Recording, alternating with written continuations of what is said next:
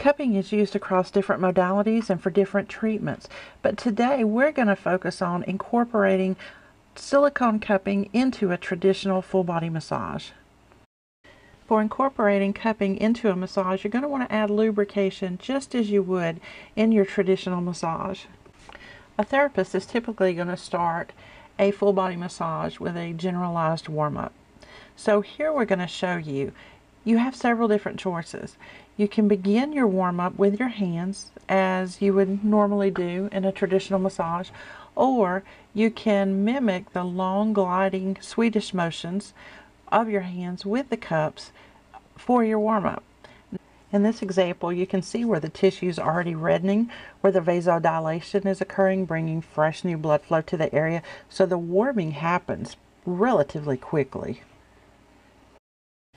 You would select your size of cup based on the size of the client. In this case, this is a thin male, and so we're using the Supreme Medium Cup.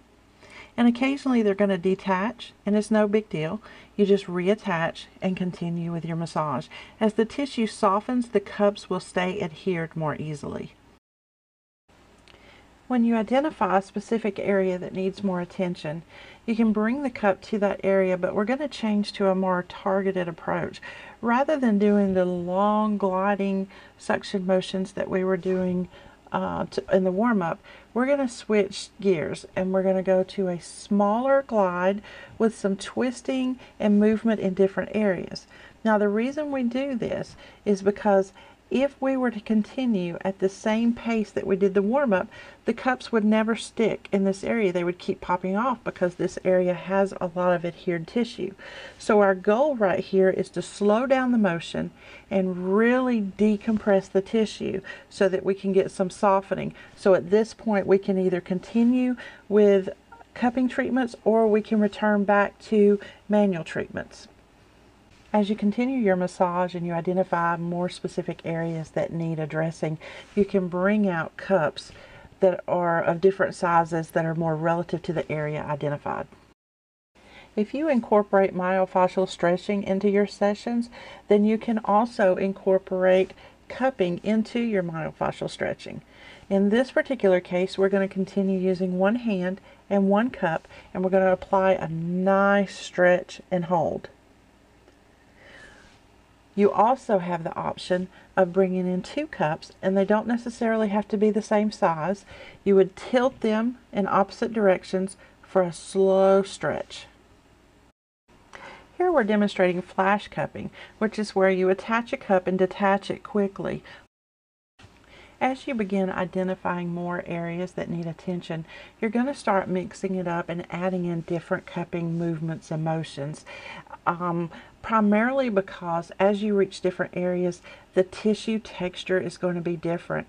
And if one motion works in one area, doesn't necessarily mean that's going to be the motion of choice for another area.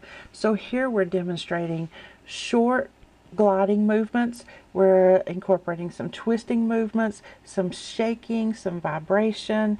I think you've seen a little J-hooking. Just different movements in different areas around the texture to help soften. You may discover a stubborn area. You can always put a cup on and leave it for a short period of time, which is called static cupping or stationary cupping, while you resume your manual massage. Also, you can put cups along a muscle and actively and passively engage that muscle.